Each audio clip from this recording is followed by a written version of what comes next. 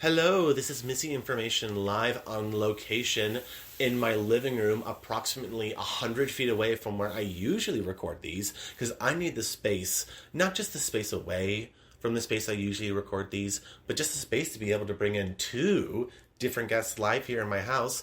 The first being my ever-loving, ever-suffering husband, Tomato. Say hello from the corner. Hello. And my very special guest is drag queen extraordinaire, Miss Garden 2019, the Garden being my favorite drag bar here in Des Moines, Nikki Love. Welcome, Nikki. Applause. Hey. Now, I've drug you both here because I need some help. This podcast has broken me in a way because I've had to spend the majority of the month thinking about questions I don't have the answer to yet. And I think you can help unlock this. The first question that was posed to me when I did this podcast was, why Robert Patterson? I had not seen any film with Robert Patterson except for the Harry Potter film, so I didn't understand the meaning about him. I'm with two other people who are attracted to men. We all know who Robert Patterson is, so I'm going to ask for your opinion. Tomato, is Robert Patterson an attractive man? To you. Robert Pattinson, yes. Edward Cullen, no. I keep saying Robert Patterson, who is I think I'm mixing James Patterson, the author, with Robert Pattinson. Yeah, I know. My brain, this is how tired I am right now. I wasn't going to say it. No, I'm glad someone did it. My name is Missi Information. I put the miss in the Missi Information. This is the whole point, is my brain is breaking it that I can't even get that right. Bobby Pats is what we call him anyways. So, Bobby Pats. So. Robert Pattinson, yes. Yeah. Edward Cullen, no. Because he has a little too much of that pretty boy energy in the movies that he doesn't really have in real life, at least from the stuff that I've seen of him. Nikki, what are your opinions on Bobby Pats? First of all, he was in Harry Potter? Yes, he was Cedric Diggory. He gets killed. One off, one done. Bam, bam. Teenage death. Really sad. What movie? The fourth one, Goblet of Fire. He's the one at the end where his dad comes and cries over My him. son! My son! Yeah, but that's the thing is that role at the time was he just was some kid. I'm sure there were Potter stands that were crushing on him then, but I rewatched it and I'm like, oh yeah, he's just he's very good in it for the role, but he's not super memorable. And that character is meant to be just a pretty boy, overhyped student who turns out to be actually nice. And everyone thinks he's going to be an a-hole, but really he's just Oh, he's not an asshole in the movie? Not really. I mean, he is. Oh, you're talking about Harry Potter. Cedric Diggory. Okay. No, I Cedric Diggory. thought, okay, I already knew that, but I was for a second I thought you were talking about Edward Cullen. No. I always perceived his character to be rude.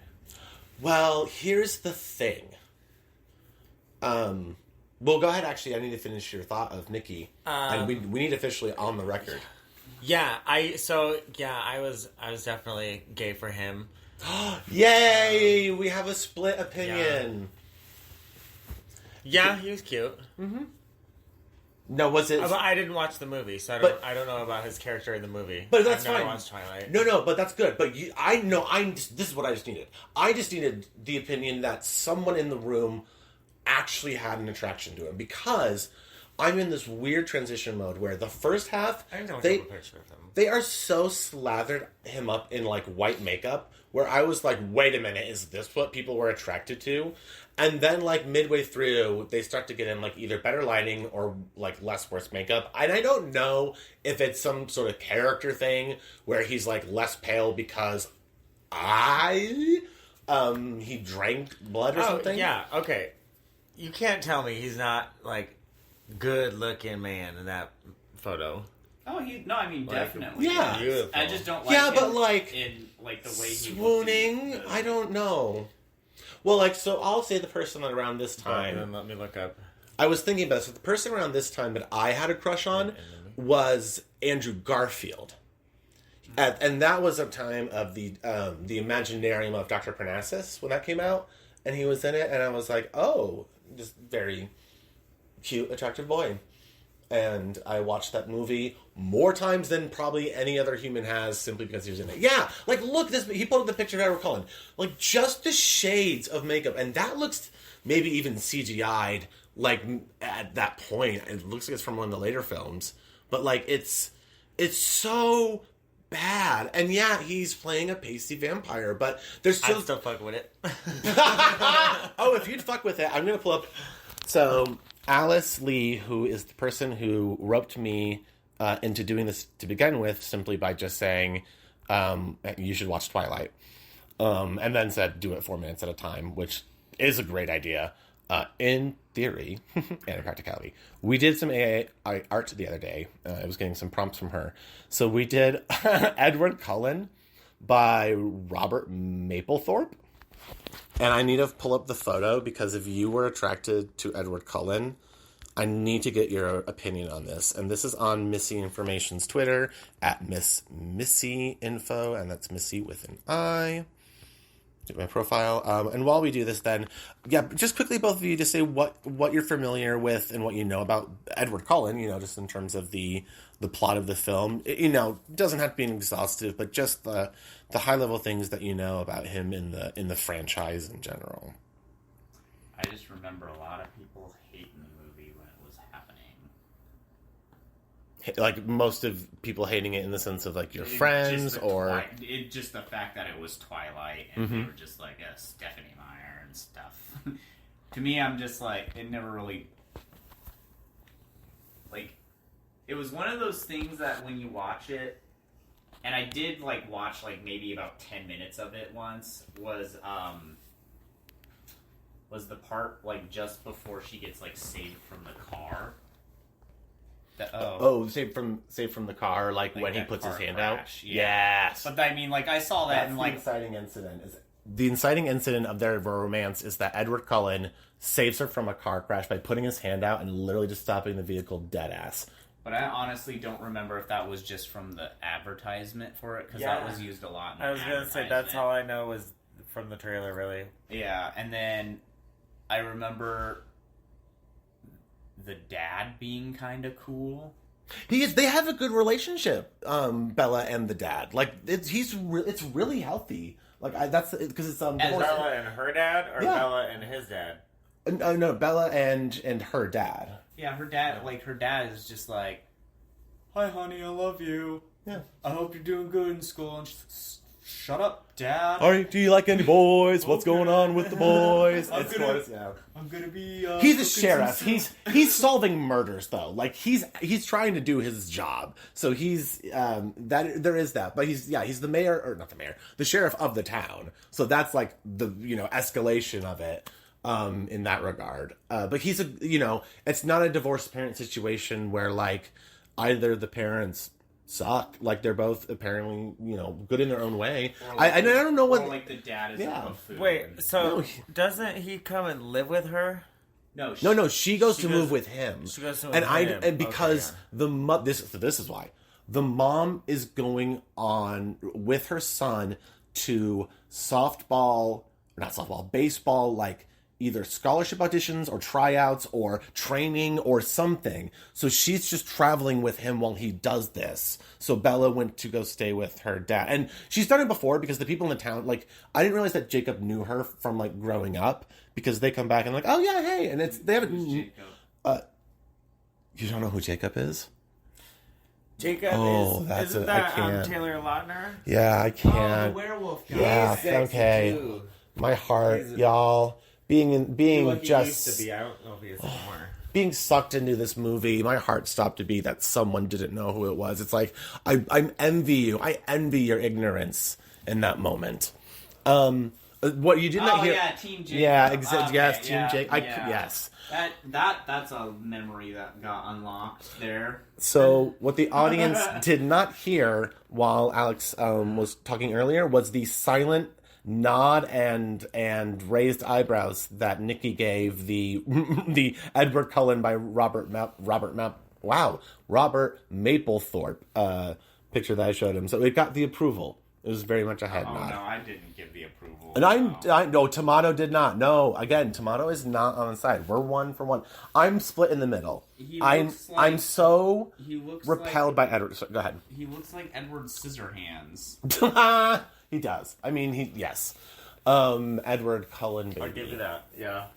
But yes, it is interesting to me because I think just like having to think about this film in the terms of Edward. So this is going to be I'm not going to do a full recap. Wait, his name is Edward Cullen. His name is Edward Cullen. Oh. Yes, you made a better joke than you thought you did. I find that's true with Tomato a lot, is that he will say some of the funniest stuff and then be like, "Oh, I didn't realize I was saying that."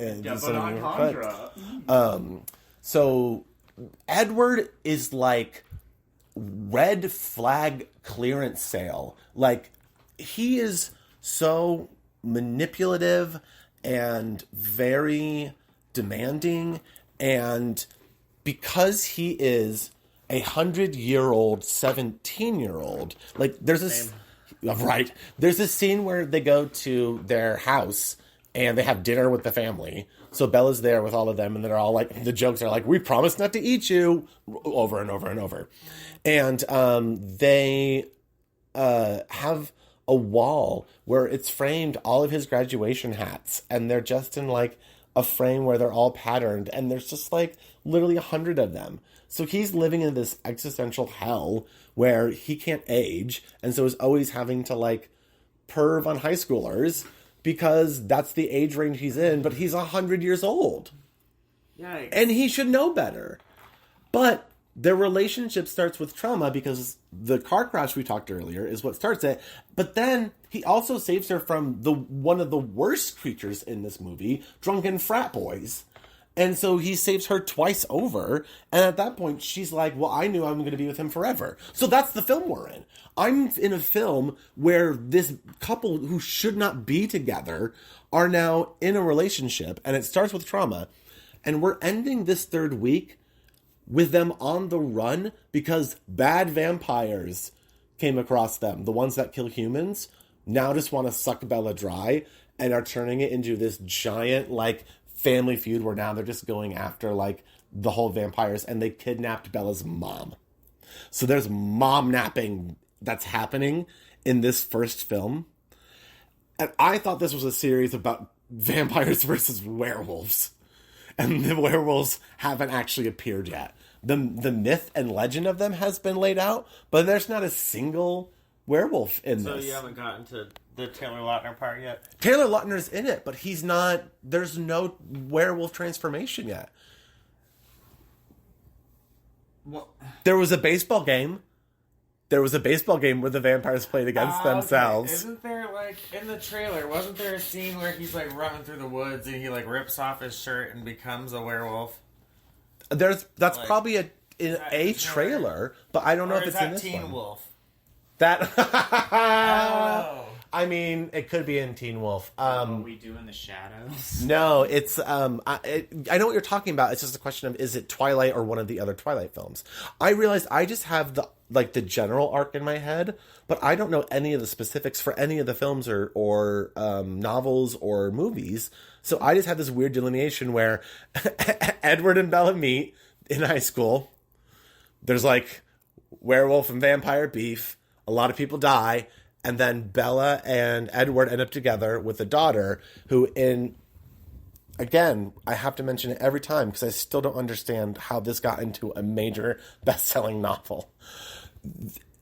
Jacob imprints on their daughter, and he's basically like, when she's born, and he's like, "Oh, well, I'm going to be with her one day when she grows up. Like, we're now connected. That's going to happen." And everyone's just like, "Hooray! The story's done." And it's just like, what? You should see Tomato's face right now. It is wildly contorted with that reveal. Did you not know that? No.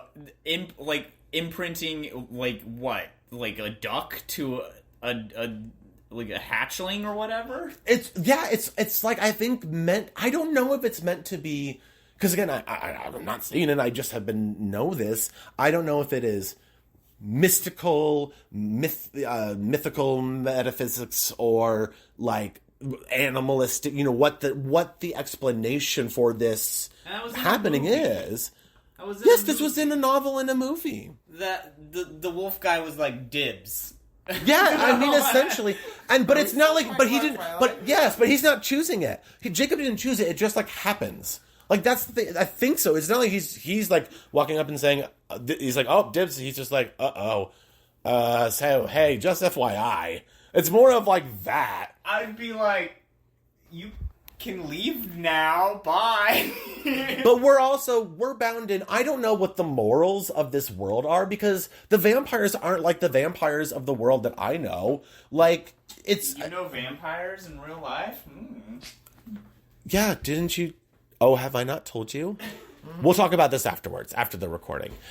You won't remember this. Now, Nikki, did you know that basic arc to it, or was there more details that you remember sprinkled in there, or is that your general knowledge of what the series was? That's all I know. Yeah. And well, I know that the Bella's house is set in like what, Washington? Forks, Washington is the name of the town. Yeah, and the real house is out there. Yes, and they have they made a tour. It's like when people do Sex in the City tours, people go out and do Twilight tours out in Forks, which I don't know where that is relative. I have purposely not been looking up any information I did not know before this podcast started. I have watched the movie as if it is just a film. But with the one piece of knowledge being knowing how the whole series ends. Because I can't unknow that. And I'm not going to do a bit where I pretend like I don't know things about the first film in a series and then just play it up as if this film is the only one in the series. I just don't know anything about it. So it truly is the first information I know. Yeah. It just is a fascinating place. But mentally, I don't know if I'm well or unwell because I just go into this zone every night where I just visit this little world where I get peeks every little bit further. I just edge and creak a little bit further into the story, but really hasn't made any more sense as to why this was a $1 billion franchise from this film. When did the apple come into play on the cover? Is there an apple in... Oh, on the book cover. Yeah, on the book cover there was an apple. Is there an apple thing that happens in this movie? Because... Do you know, we talked about this in the last recap with the Radio Free Multiverse group. Emily, I believe, brought it up, that there was something with an apple, or maybe Forrest did. I don't think we talked about what it meant, though. I don't think I'm there. There was a 5-minute baseball scene in this movie that was insane. I have to mention this. They take a break from this teenage drama, which is what most of this is, to have the most insane baseball scene that I've ever seen. It's like slow-mo and fast. Like they hit everything slow-mo, and then they themselves, the vampires, are super fast. So then they're running really quickly around. I will show you the clip after this recording, or send it to you, or whatever. When we kick you out of here. It truly is unhinged, and that was the highlight of this entire process. And people were waiting for me to get to it because that scene alone, is a highlight of it. But I just have to say, that happened in this film. They took a break, and then after that, oh, okay, now they're going to be on the run, as if they're escaping from, they were tagged by some sort of underground criminal organization, except it's just other vampires. It's just weird. It's just weird how things escalated so quickly, and it just simply seems to be because, well, then bad vampires want to suck Bella's blood, and they were told no, so they're mad, and they're basically going to just, escalate this into kidnapping and possible murder, and it just was well, I mean, that's one way of certainly keeping my interest in a otherwise tepid teen romance drama that, if it didn't have this part, would be bad. They put it in there for their way to appeal to the bros. to gay bros like me, yeah. Or but like they're like, oh, it's a sports movie now because there's a baseball scene. It's not a sport. The men, it's not just it's not for the girls anymore. It's for the guys to go now because of the baseball scene. Oh my god, though, that's so fucking funny. And I think it's just because like baseball is such an old sport that they're just all old fogies at heart. So they just been playing baseball for literally like 100 years. I want to imagine they've been playing like this same like, round time game. Also, they have to play baseball when it's stormy because when they hit the bat, it cracks so hard, it breaks the sound barrier. And when they smash into each other, it also makes mini sound barriers. So they have to play during thunderstorms. What kind of powers do they have? So they can't fly. They can jump very far in between things and avoid the ground. Like Superman. In the comic books originally, yes. Okay. But like they aren't flying. They're just like jump like they're just basically like you're doing a squat at the gym and then they're just thrusting up and they're still in like a prone position, like in squat position and then landing and then like they have to jump from tree to tree or just to where they're going on the ground. And they can run really fast. Like they're running like the Roadrunner or the Flash, the not problematic ones. And they are just, the vampires are problematic. So they're just running through at super fast speeds, which, again, that's part of the reason why in the baseball game it has to be during thunder. Because they run and it's just like, it's just, it's too dangerous to play baseball, yet they go and do it. And that baseball game is the whole reason the rest of this film is happening. Why they're having to go on the run, why she's having to lie to her dad now, why her mom is being kidnapped, is all because they did a fucking baseball game. What is happening with this movie?